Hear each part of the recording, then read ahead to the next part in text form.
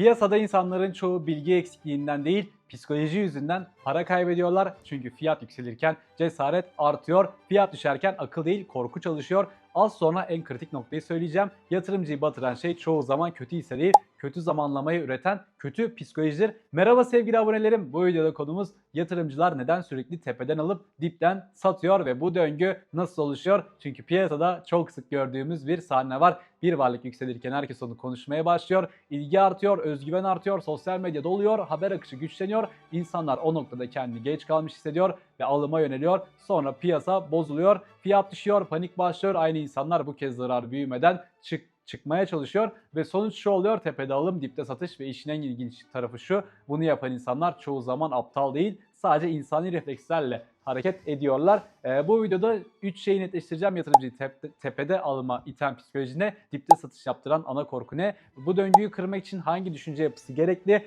Videoya başlamadan önce de bu tarz yatırım psikolojisi ve finansal okuryazarlık içeriklerinin devamının gelmesini istiyorsanız eğer kanalıma aşağıdan abone olup da videoda gidişata göre beğenip yorum yaparsanız çok mutlu olurum. Keyifli izlemeler dilerim. İnsanlar neden tepeden alıyor? Çünkü yükseliş güven üretir. Bu çok önemli. Bir varlık yükselirken insanlar onu daha güvenli sanmaya başlar. Halbuki çoğu zaman risk tam o anda görünmez hale gelir. Şöyle düşün, bir hisse aylarca sakin gitmiş olabilir, kimse konuşmuyordur ama sert yükseliş başladığında bir anda her yerde görünür. Sosyal medyada paylaşılır, haberlerde çıkar, arkadaşlar ortamında konuşulur, insanlar kazanç ekranı atar ve yatırımcı burada sadece fiyatı görmez, aynı zamanda dışarıda kalma korkusunu hissetmeye başlar. Yani aslında alım kararını sadece şirket ya da grafik vermiyor, kalabalık psikolojisi de veriyor. İnsan beyni yükseleni güvenli sanmaya eğilimlidir. Çünkü başkalarının da oraya girdiğini görünce ben bir şey kaçırıyorum galiba diye düşünür. Ve işte tepeden alımın temeli burada atılır. Bu yüzden birçok yatırımcı aslında düşükken cesur olamaz. Yüksekken cesur olur çünkü yükselen fiyat ona onay hissi verir. Ama yatırımda en tehlikeli şeylerden birisi de budur.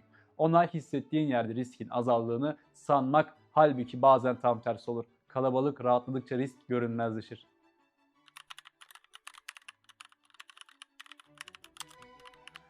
Bence burada en büyük psikolojik mekanizma FOMO.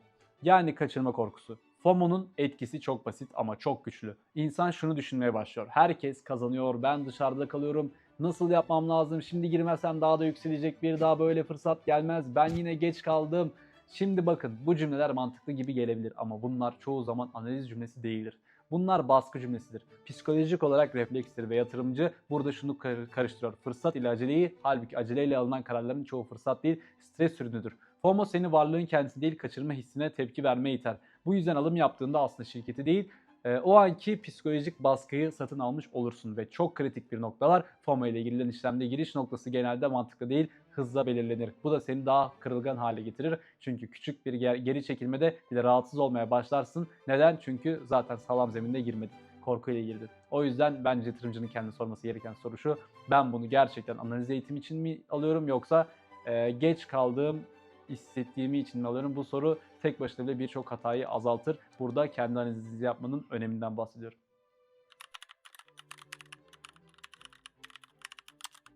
Şimdi işin ikinci tarafına gelelim. Piyasa düşmeye başladığında bu kez başka bir duygu devreye giriyor: panik. Yükselişte çalışan duygu açgözlülük ve FOMO ise düşüşte çalışan duygu korku ve kaçıştır. İnsanlar zarar yazdıkça sadece para kaybetmezler. Aynı zamanda psikolojik olarak da sıkışırlar. Çünkü zararda beklemek kolay değildir. Bir süre sonra yatırımcı şu cümlelere gelir: daha da düşerse ne olacak? Keşke daha önce satsaydım. Bari daha fazla gitmedim.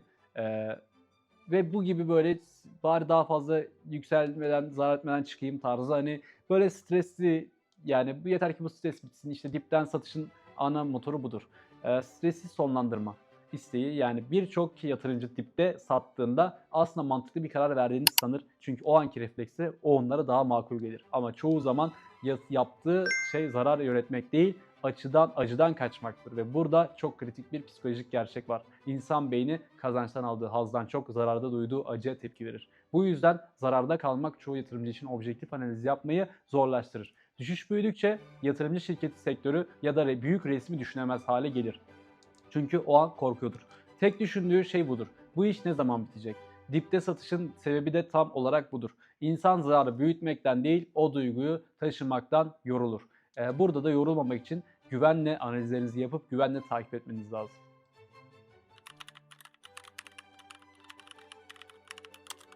Bence burada en tehlikeli şeylerden birisi insanın kendi kararını kendi verdiğini sanması. Halbuki piyasada çok sayıda karar doğrudan ya da dolaylı olarak kalabalığın havasından etkilenir.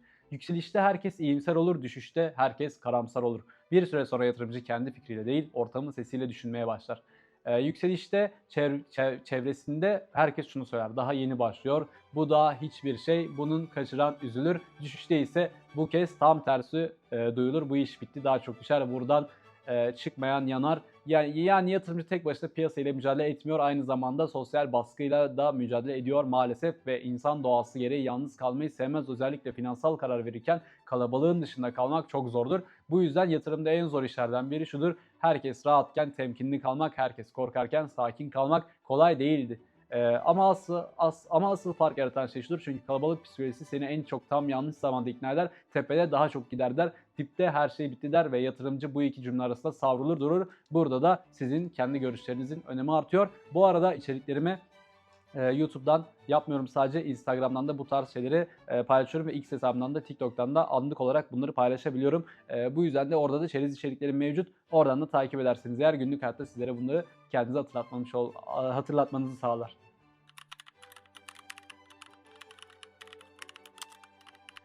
Birçok insan bu döngüyü sadece fiyat hatası gibi görüyor ama bence bunun maliyeti çok daha büyük. Birincisi, para kaybı var.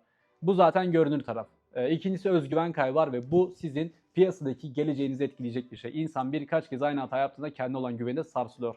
Üçüncüsü, sistem kaybı var, çünkü yatırımcı artık planla değil duygusal tepkiyle hareket ediyor ve bu şekilde hareket etmeye başlıyor ve en kötüsü şu: bu döngü tekrar ettikçe insan piyasayı suçlamaya başlıyor. Halbuki bazen sorun piyasanın kendisi değil, piyasaya verilen duygusal tepkidir. Yani yatırımcı sadece para kaybetmiyor, karar kalitesini de bozuyor. Bu yüzden de tepeden alıp dipten satmak tek seferlik kötü zamanlama hatası değil, uzun vadede yatırımcının zihnini aşındıran bir davranış biçimidir. Bu yüzden de dikkat etmek lazım ve bence bu yüzden de çok pahalıdır.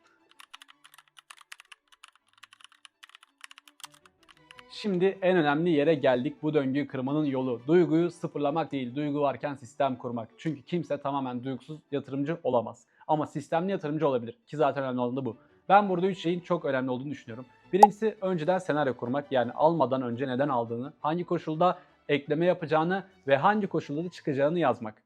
İkincisi, tek bir fiyata değil mantığa bakmak, yani sadece grafik hareketi değil, hikaye, risk, bağlam okumak. Üçüncüsü de kalabalığın duygusunu kendi kararından ayırmak. Herkes konuşuyor diyor diye almak, herkes korkuyor diye satmak yerine benim planım neydi diye dönmek bence yatırımcıya en çok yardım eden sorulardan bir tanesi. Ben bu kararı sakin bir günde de verir miydim? Eğer cevap hayırsa büyük ihtimalle o anda plan değil duyguyu yönetiyor ve bu soru gerçekten çok güçlü, çünkü seni o anın ateşinden çıkartır.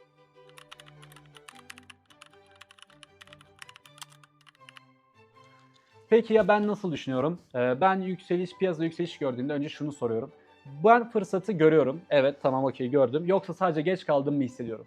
Düşüş gördüğümde ise şunu sorarım: ben gerçekten risk analizine göre mi çıkmak istiyorum, yoksa sadece bu stresi bitirmek mi istiyorum? Çünkü yatırımda en pahalı kararlar çoğu zaman yanlış bilgiyle değil, yanlış ruh haliyle veriliyor.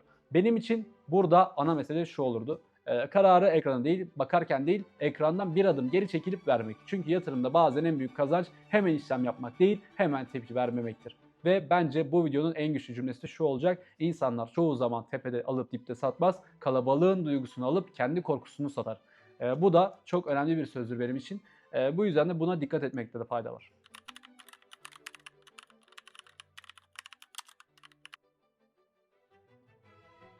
İnsanların tepeden alıp dipten satmasının ana nedeni çoğu zaman bilgi eksikliği değil, psikolojik baskıdır. Bu döngüyü oluşturan temel şeyler yükselişte FOMO, düşüşte panik, kalabalık psikolojisinin etkisidir. Plansız hareket etmek de bunları tetikler. Yani yatırımda sorun bazen ne aldığın değil, hangi ruh haliyle aldığındır. Gerçek farkı yaratan şey de burada başlıyor: kalabalık heyecanlanırken soğukkanlı kalabilmek.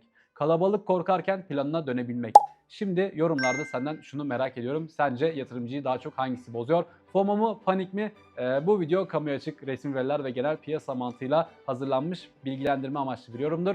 Kesinlikle herhangi bir alım satım veya da işlem tavsiyesi içermemektedir. Yan tarafta çıkan videolarımdan da en yukarıdaki YouTube'un sizin için seçmiş olduğu video, altta da finansal özgürlük için stratejiler serim var. Onu da göz atmanızı öneririm. Aşağıdan kanalıma abone olabilirsiniz ve videomu beğenip de yorum yapmayı lütfen ihmal etmeyin. Takipte kalın, bol kazançlar dilerim. Hoşça kalın.